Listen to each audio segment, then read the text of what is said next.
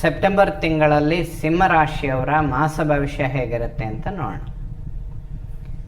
ಸಿಂಹ ರಾಶಿ ಮತ್ತು ಸಿಂಹ ಲಗ್ನದವರಿಗೆ ಅಷ್ಟಮ ಶನಿಯ ಪ್ರಭಾವಗಳು ಅನ್ನುವಂಥದ್ದು ಆರೋಗ್ಯದ ವಿಚಾರಗಳಿಗೆ, ಅದರಲ್ಲೂ ಕೂಡ ಸ್ನಾಯುಗಳು ಮತ್ತು ನರಗಳಿಗೆ ಸಂಬಂಧಪಡುವಂಥದ್ದು. ಅಂದರೆ ನರ್ವಸ್ ಸಿಸ್ಟಮ್ ಮೇಲೆ ತುಂಬ ಪ್ರೆಷರ್ ಕೊಡ್ತಾನೆ. ಕಾಲಿನ ಮೂಳೆಗಳು ಮತ್ತು ನರಗಳಿಗೆ ಸಂಬಂಧಪಡುವಂತಹ ವಿಚಾರಗಳ ಮೇಲೆ ತುಂಬ ಪ್ರೆಷರ್ ಕೊಡ್ತಾನೆ. ಜೊತೆಯಲ್ಲಿ ಶನಿ ಅಷ್ಟಮದಲ್ಲಿದ್ದಾನೆ. ಗುರು ಮತ್ತು ಕುಜ ಇಬ್ಬರು 12ನೇ ಮನೆ ಅಂದರೆ ವ್ಯಯಸ್ಥಾನದಲ್ಲಿ ಸಂಚಾರ ಮಾಡ್ತಾರೆ. ಲಗ್ನ ಮತ್ತು ರಾಶಿಯಲ್ಲಿ ಕೇತುವಿನ ಸಂಚಾರ. ಈ ಎಲ್ಲ ಕಾಂಬಿನೇಷನ್ಗಳು ಆರೋಗ್ಯದ ವಿಚಾರಗಳಿಗೆ ನೇರವಾಗಿ ಸಂಬಂಧಪಟ್ಟಿರುತ್ತೆ. ವಾಹನ ಮತ್ತು ಪ್ರಾಪರ್ಟಿ ಅನ್ನುವಂತಹ ವಿಚಾರಗಳಿಗೂ ಕೂಡ ಕುಜ ನೀಚ ಕ್ಷೇತ್ರದಲ್ಲಿರುವಂಥದ್ದು ಸಂಬಂಧಪಡುವಂಥದ್ದಿದೆ. ಇದರ ಎಲ್ಲ ಒಂದು ಕಾಂಬಿನೇಷನ್ಗಳಿಗೆ ಒಂದೇ ಪರಿಹಾರ: ರಾಮನ ಆರಾಧನೆ ಮಾಡಿ, ಆಂಜನೇಯನ ಆರಾಧನೆ ಮಾಡಿ, ಆಂಜನೇಯನ ದರ್ಶನ ಮಾಡಿ, ಹನುಮಾನ್ ಚಾಲಿಸ ಕೇಳಿ, ಖಂಡಿತ ಒಳ್ಳೆಯದಾಗುತ್ತೆ. ಆಲ್ಮೋಸ್ಟ್ ಒಂದು 3-4 ಗ್ರಹಗಳು ಸಿಂಹರಾಶಿಯವರಿಗೆ ರಾಶಿಯಲ್ಲಿರುವಂತಹ ಕೇತು, 12ನೇ ಮನೆಯಲ್ಲಿರುವಂತಹ ಗುರು ಮತ್ತು ಕುಜ, ಅಷ್ಟಮದಲ್ಲಿರುವಂತಹ ಶನಿ, ಸೂರ್ಯನ ಮೇಲೆ ಬೀಳುವಂತಹ ಶನಿ ದೃಷ್ಟಿ, ಈ ಒಂದು 4-5 ಕಾಂಬಿನೇಷನ್ಗಳು ಆರೋಗ್ಯದ ವಿಚಾರಗಳಿಗೆ ಮತ್ತು ಹಣಕಾಸಿನ ವಿಚಾರಗಳಿಗೆ ನೇರವಾಗಿ ಸಂಬಂಧಪಟ್ಟಿರುತ್ತೆ. ಫೈನಾನ್ಷಿಯಲಿ ಅಷ್ಟು ಬೇಗ ನಿಮ್ಮ ನಿರೀಕ್ಷೆಗಳು ಕಂಪ್ಲೀಟ್ ಆಗೋದಕ್ಕೆ ತುಂಬ ಡಿಲೇ ಮಾಡುತ್ತೆ ಅದು. ಸೊ ಇದಕ್ಕೆ ಈಶ್ವರ, ಆಂಜನೇಯ ಅಥವಾ ರಾಮನ ದರ್ಶನ ಮಾಡಿ, ಆ ದೇವತೆಗಳಿಗೆ ಸಂಬಂಧಪಡುವಂತಹ ಸ್ತೋತ್ರಗಳನ್ನು ಪಠನೆ ಮಾಡಿ. ಲಗ್ನ ರಾಶಿಯಲ್ಲಿ ಕೇತು ಇರೋದರಿಂದ ಈ ಮಾಸದಲ್ಲಿ ಬರುವ ವರಸಿದ್ಧಿ ವಿನಾಯಕ ವ್ರತಾಚರಣೆ ಮಾಡಿ. ಖಂಡಿತ ಏನಾದರೂ ಹಾರ್ಮೋನ್ ವ್ಯತ್ಯಾಸಗಳಿದ್ರೆ ಅಥವಾ ಸಣ್ಣ ಪುಟ್ಟ ಗಾಯಗಳುಂಟಾಗುವಂತಹ ವಿಚಾರಗಳಿದ್ರೆ ಪರಿಹಾರವಾಗುತ್ತೆ. ವಾಹನಕ್ಕೆ ಸಂಬಂಧಪಡುವಂತೆ ಯಾವುದಾದ್ರೂ ಕಂಟಕಗಳಿದ್ರೂ ಕೂಡ ಪರಿಹಾರ ಆಗುತ್ತೆ.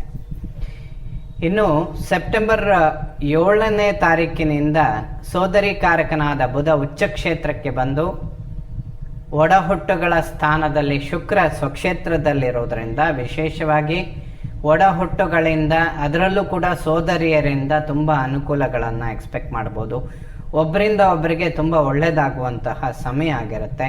ಜೊತೆಯಲ್ಲಿ ಯಾವುದಾದ್ರೂ ಲೋನ್ಗಳನ್ನು ಎಕ್ಸ್ಪೆಕ್ಟ್ ಮಾಡಿದರೆ ಖಂಡಿತವಾಗ್ಲೂ ಸಿಗುತ್ತೆ. ಇದಕ್ಕಿಂತ ಬೆಟರ್ ಟೈಮ್ ಇಲ್ಲ. ಸಿಂಹರಾಶಿಯವರು ತುಂಬ ಸಮಯದಿಂದ ಈ ವಿಚಾರಗಳಿಗಾಗಿ ಏನಾದರೂ ಪ್ರಯತ್ನ ಮಾಡ್ತಾ ಇದ್ದರೆ ಖಂಡಿತ ಈಗ ಅದು ಸಕ್ಸಸ್ ಆಗುತ್ತೆ, ಹುಸಿ ಆಗೋದಿಲ್ಲ.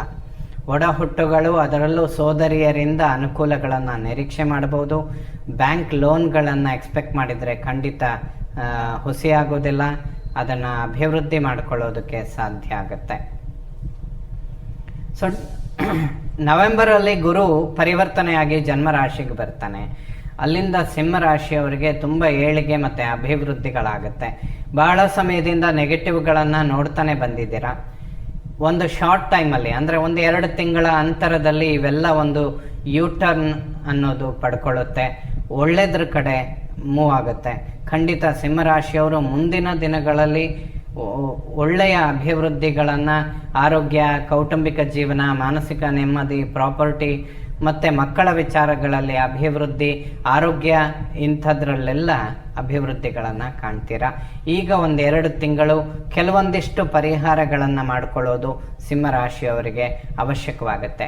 ವಾಹನದ ವಿಚಾರದಲ್ಲಿ ಮುನ್ನೆಚ್ಚರಿಕೆಗಳನ್ನು ತೆಗೆದುಕೊಳ್ಳಿ. ತಾಯಿಯ ಆರೋಗ್ಯದ ಬಗ್ಗೆ ಗಮನ ಕೊಡುವಂಥದ್ದು ಸೂಕ್ತ. ಹೊಸ ಪ್ರಾಪರ್ಟಿ ಅಥವಾ ವಾಹನ ಖರೀದಿ ಮಾಡುವಂತಹ ವಿಚಾರಗಳಿದ್ದರೆ ನವೆಂಬರ್ ನಂತರದವರೆಗೂ ಇದನ್ನು ಪೋಸ್ಟ್ಪೋನ್ ಮಾಡಿ. ಖಂಡಿತ ಈ ಸಮಯದಲ್ಲಿ ಯಾವುದೇ ಪ್ರಾಪರ್ಟಿ ಅಥವಾ ಮನೆ ಕಟ್ಟುವ ವಿಚಾರಗಳನ್ನು ಮುಂದುವರಿಸಬೇಡಿ. ಮಕ್ಕಳ ಅಭಿವೃದ್ಧಿಗಳಿಗೆ ಖಂಡಿತ ಒಳ್ಳೆಯದಾಗುವಂತಹ ಸಮಯ. ಸಂತಾನದ ಅಂಚಿನಲ್ಲಿರುವಂಥವರಿಗೆ ಶುಭ ಫಲಗಳನ್ನು ಕಾಣುವಂಥದ್ದಿದೆ. ಯಾವುದೇ ಸಮಸ್ಯೆಗಳಿಲ್ಲ, ಯಾವುದೇ ಶತ್ರುಬಾಧೆಗಳಿರೋದಿಲ್ಲ. ಸ್ನೇಹಿತರು ಖಂಡಿತ ಅನುಕೂಲಗಳು ಉಂಟಾಗುತ್ತೆ. ಬಟ್ ಈ ಸಮಯದಲ್ಲಿ ಯಾವುದೇ ಫೈನಾನ್ಷಿಯಲ್ ಇನ್ವೆಸ್ಟ್ಮೆಂಟ್ಗಳನ್ನು ಮಾಡಬೇಡಿ. ಯಾರಿಗಾದರೂ ಸಹಾಯ ಮಾಡಿದರೂ ಕೂಡ ಹಿಂಪಡೆಯೋದಕ್ಕೆ ತುಂಬ ಡಿಲೇ ಆಗುತ್ತೆ, ತುಂಬ ಕಷ್ಟ ಆಗುತ್ತೆ. ಇನ್ನು ವಿವಾಹದ ಅಂಚಿನಲ್ಲಿರುವಂಥವರು ಸ್ವಲ್ಪ ವೆಯ್ಟ್ ಮಾಡಬೇಕು. ಈ ವರ್ಷದ ಅಂತ್ಯ ಭಾಗದಲ್ಲಿ ಅಥವಾ ಮುಂದಿನ ವರ್ಷಗಳಲ್ಲಿ, ಹೊಸ ವರ್ಷದಲ್ಲಿ ವಿವಾಹ ಇಂತಹ ಶುಭ ಕಾರ್ಯಗಳು ಸಿಂಹರಾಶಿಯವರಿಗೆ ಖಂಡಿತವಾಗ್ಲೂ ನಡೆಯುತ್ತೆ, ಅನುಕೂಲಗಳು ಉಂಟಾಗುತ್ತೆ. ಈ ಸಮಯದಲ್ಲಿ ದಾಂಪತ್ಯ ಜೀವನದಲ್ಲಿ ಒಬ್ಬರಿಂದ ಒಬ್ಬರಿಗೆ ಆರೋಗ್ಯದ ಬಗ್ಗೆ ಗಮನ ಕೊಡುವಂಥದ್ದು ಅತ್ಯಂತ ಅವಶ್ಯಕ. ಏಕೆಂದರೆ ಸೆಪ್ಟೆಂಬರ್ 18ರ ನಂತರದಲ್ಲಿ ಸಪ್ತಮ ಮಾಂಗಲ್ಯ ಸ್ಥಾನದಲ್ಲಿ ರಾಹು ಇರ್ತಾನೆ. ಅವನ ಮೇಲೆ ನೀಚ ಸ್ಥಾನದಿಂದ ಕುಜನ ದೃಷ್ಟಿ ಅನ್ನುವಂಥದ್ದು ಬೀಳುತ್ತೆ. ಸಪ್ತಮಾಧಿಪತಿ ಶನಿ ಕೂಡ ಅಷ್ಟಮದಲ್ಲಿ ಸಂಚಾರ ಮಾಡ್ತಾ ಇರ್ತಾನೆ. ಈ ಎಲ್ಲ ಕಾಂಬಿನೇಷನ್ಗಳು ದಾಂಪತ್ಯ ಜೀವನದಲ್ಲಿ ಸಿಂಹರಾಶಿಯವರಿಗೆ ಆರೋಗ್ಯದ ವ್ಯತ್ಯಾಸಗಳು, ಬ್ಯಾಕ್ ಪೇನ್, ಬೆನ್ನು ಹುರಿಯ ಸಮಸ್ಯೆಗಳು, ಈ ರೀತಿಯಾಗಿ ವಾಹನದ ಸಮಸ್ಯೆಗಳು, ಇದೆಲ್ಲದೂ ಬರೋದಕ್ಕೆ ಅವಕಾಶ ಇರುತ್ತೆ. ಇದನ್ನು ಅವಾಯ್ಡ್ ಮಾಡ್ಕೊಳ್ಳೋದಕ್ಕೆ ಸುಬ್ರಹ್ಮಣ್ಯನ ದರ್ಶನ ಮಾಡಿ ಅಥವಾ ಲಕ್ಷ್ಮೀ ನರಸಿಂಹನ ದರ್ಶನ ಮಾಡಿ, ಲಕ್ಷ್ಮೀ ನರಸಿಂಹ ಕರಾವಲಂಬ ಸ್ತೋತ್ರಗಳನ್ನು ಪಠನೆ ಮಾಡಿ ಸಿಂಹರಾಶಿಯವರಿಗೆ ಇದು ಅತ್ಯಂತ ಅವಶ್ಯಕವಾಗಿ ಬೇಕಾಗಿರುತ್ತೆ. 1.5-2 ತಿಂಗಳ ಕಾಲ ಈ ಒಂದು ಕಾಂಬಿನೇಷನ್ ಸ್ಟಿಲ್ ನಡೀತಾ ಇರುತ್ತೆ. ಸೊ ಸಿಂಹರಾಶಿಯವರು ದಾಂಪತ್ಯ ಜೀವನದಲ್ಲಿ ಆರೋಗ್ಯದ ಬಗ್ಗೆ ಗಮನ ಕೊಡುವಂಥದ್ದು ಅತ್ಯಂತ ಅವಶ್ಯಕ.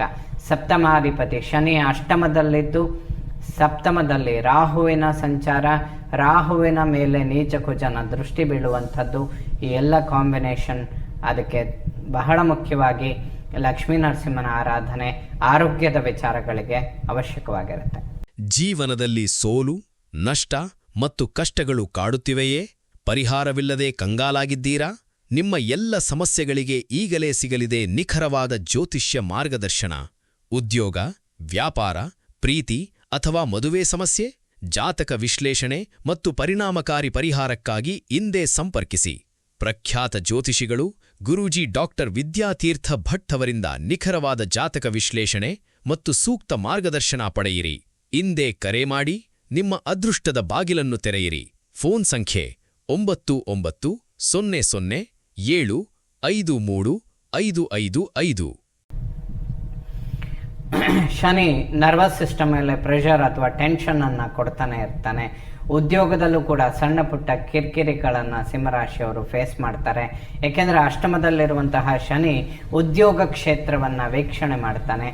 ಈ ಒಂದು ಕುಟುಂಬದಲ್ಲಿಯೂ ಕೂಡ ಟೆನ್ಷನ್ಗಳು, ಉದ್ಯೋಗ ಕ್ಷೇತ್ರದಲ್ಲಿಯೂ ಕೂಡ ಟೆನ್ಷನ್ಗಳು ಸಿಂಹರಾಶಿಯವರಿಗೆ ಉಂಟಾಗ್ತಾನೆ ಇರುತ್ತೆ.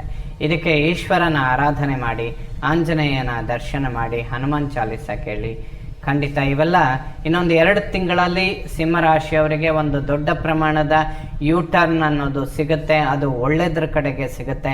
ಅಲ್ಲಿಯ ತನಕ ಸ್ವಲ್ಪ ಮುನ್ನೆಚ್ಚರಿಕೆಗಳನ್ನು ನೋಡಿಕೊಂಡ್ರೆ ಖಂಡಿತ ಅನುಕೂಲಗಳನ್ನು ಮುಂದಿನ ದಿನಗಳಲ್ಲಿ ಕಾಣಬಹುದು. ಇನ್ನು ಭಾಗ್ಯಾಧಿಪತಿ ಕುಜ ವ್ಯಯಸ್ಥಾನದಲ್ಲಿ ನೀಚನಾಗಿ, ಅಷ್ಟಮಾಧಿಪತಿ ಗುರು ಕೂಡ ಉಚ್ಚ ಕ್ಷೇತ್ರದಲ್ಲಿರೋದ್ರಿಂದ ಗುರುಕುಜನ ಒಂದು ಯುತಿ ಆಗುವಂಥದ್ದು. ಪಿತೃಕಾರಕನಾದಂತಹ ಸೂರ್ಯನ ಮೇಲೂ ಕೂಡ ಶನಿ ದೃಷ್ಟಿ ಬೀಳ್ತಾ ಇರುತ್ತೆ. ಸಿಂಹರಾಶಿಯವರು ತಂದೆಯ ಆರೋಗ್ಯದ ಬಗ್ಗೆ ಗಮನ ಕೊಡುವಂಥದ್ದು ಅತ್ಯಂತ ಸೂಕ್ತ. ವೃದ್ಧಾಪ್ಯದಲ್ಲಿರುವಂಥವರು ಏನಾದರೂ ಹೃದ್ರೋಗದ ಸಮಸ್ಯೆಗಳಿದ್ದರೆ ಪ್ರಿವೆನ್ಷನ್ಗಳನ್ನು ತೆಗೆದುಕೊಳ್ಳುವಂಥದ್ದು ಅವಶ್ಯಕವಾಗುತ್ತೆ. ಕರ್ಮ ಉದ್ಯೋಗ ಕ್ಷೇತ್ರದಲ್ಲಿ ಸಿಂಹರಾಶಿಯವರಿಗೆ ನವೆಂಬರ್ ನಂತರ ಅಭಿವೃದ್ಧಿಗಳು ಉಂಟಾಗುತ್ತೆ. ಅಲ್ಲಿಯ ತನಕ ಯಥಾಸ್ಥಿತಿಗಳನ್ನು ಮೈಂಟೈನ್ ಮಾಡಿಕೊಳ್ಳೋದು ಖಂಡಿತ ಒಳ್ಳೆಯದು. ಏಕಾದಶ ಲಾಭಸ್ಥಾನಾಧಿಪತಿ ಶುಕ್ರ ಸ್ವಕ್ಷೇತ್ರದಲ್ಲಿದ್ದಾನೆ.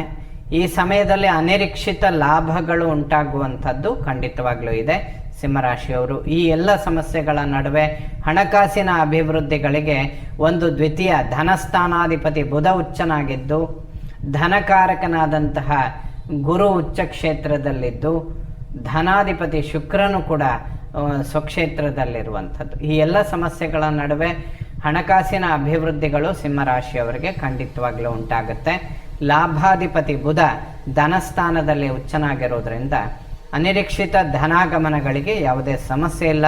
ಖಂಡಿತ ಅನುಕೂಲಗಳನ್ನು ಸಿಂಹರಾಶಿಯವರು ಎಕ್ಸ್ಪೆಕ್ಟ್ ಮಾಡ್ಬೋದು. ಹೆಚ್ಚಾಗಿ ನೋಡಿ, ಮಾತೃವಿನ ಆರೋಗ್ಯ, ದಾಂಪತ್ಯದಲ್ಲಿ ಗಂಡ ಹೆಂಡತಿಯ ಆರೋಗ್ಯ ಮತ್ತು ಪಿತೃವಿನ ಆರೋಗ್ಯ, ಈ 3 ವಿಚಾರಗಳು ಸಿಂಹರಾಶಿಯವರು ಇನ್ನೊಂದು 1.5-2 ತಿಂಗಳ ಕಾಲ ಸ್ವಲ್ಪ ಪ್ರಾಮುಖ್ಯತೆಯಲ್ಲಿ ನೋಡಿಕೊಳ್ಳಬೇಕು. ಲಕ್ಷ್ಮೀ ನರಸಿಂಹ ಸುಬ್ರಹ್ಮಣ್ಯನ ದರ್ಶನ ಮಾಡಿದರೆ ಖಂಡಿತ ಒಳ್ಳೆಯದಾಗತ್ತೆ. ಲಕ್ಷ್ಮೀ ನರಸಿಂಹ ಕರಾವಲಂಬ ಸ್ತೋತ್ರಗಳನ್ನು ಪಠನೆ ಮಾಡಿದರೆ ಖಂಡಿತ ಒಳ್ಳೆಯದಾಗತ್ತೆ. ನಿಮಗೆ ಓದಲಿಕ್ಕೆ ಸಾಧ್ಯವಾಗದೇ ಇದ್ರೂ ಕೂಡ ಅದನ್ನು ಕೇಳಿದರೂ ಕೂಡ ಅನುಕೂಲಗಳನ್ನು ಪಡೆಯೋದಕ್ಕೆ ಸಾಧ್ಯ. ಸೊ ಎಲ್ಲ ನವಗ್ರಹಗಳು ಕೂಡ ಸಿಂಹರಾಶಿಯವರಿಗೆ ಸೆಪ್ಟೆಂಬರ್ ತಿಂಗಳಲ್ಲಿ ಒಳಿತನ್ನೇ ಮಾಡಲಿ, ಒಳ್ಳೆ ಫಲಗಳನ್ನೇ ಕೊಡಲಿ. ನವೆಂಬರ್ ನಂತರದಲ್ಲಿ ತುಂಬ ಅನುಕೂಲಗಳನ್ನು ಸಿಂಹರಾಶಿಯವರು ಕಾಣ್ತೀರಾ. ಅಲ್ಲಿಯ ತನಕ ಒಂದೆರಡು ಸಣ್ಣ ಪುಟ್ಟ ಪರಿಹಾರಗಳನ್ನು ಮಾಡ್ಕೊಳ್ಳಿ. ಈ ಮಾಸದಲ್ಲಿ ಬರುವ ವಿಶೇಷ ಸ್ವರ್ಣಗೌರಿ ವರಸಿದ್ಧಿ ವಿನಾಯಕ ವ್ರತಾಚರಣೆಯನ್ನು ಮಾಡಿ ಖಂಡಿತ ಶುಭ ಫಲಗಳನ್ನು ಕಾಣ್ತೀರಾ. ಎಲ್ಲ ಶ್ರೀ ಶಾರದಾ ಪರಮೇಶ್ವರಿಯ ಸಂಪೂರ್ಣ ಅನುಗ್ರಹ ಎಲ್ಲ ನನ್ನ ವೀಕ್ಷಕ ಬಂಧುಗಳ ಮೇಲಿರಲಿ. ಶುಭವಾಗಲಿ ವೀಕ್ಷಕರೇ.